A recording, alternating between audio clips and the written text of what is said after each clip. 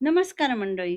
तुम्ही देखील कैऱ्या आणि आंबे खाऊन कोळी फेकून देताना तुमचं हृदय आणि पोट ठणठणीत ठेवायचं असेल, तर आता या कोळी अजिबात फेकून देऊ नका.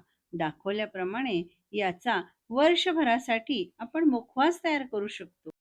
उगीच का आपले पूर्वज या कोळींचा गर काढून, उकडून, सुकवून वर्षभर खात असत?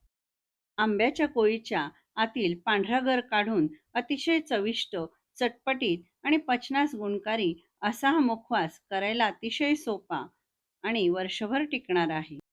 कोळीच्या आतील पांढरा गर वाफवून लिंबू, मीठ, जिरेपूड लावून 1 चमचा तुपावरती चांगलं कुरकुरीत होईपर्यंत भाजून घ्यायचं, की झाला चटपटीत मुखवास तयार. संपूर्ण रेसिपीसाठी खाली दिलेल्या लिंकवर क्लिक करा. यूट्यूबवरच्या शमा फूडीज झोन चॅनेलला सबस्क्राईब करा आणि इंस्टाग्रामवरती फॉलो करा. धन्यवाद.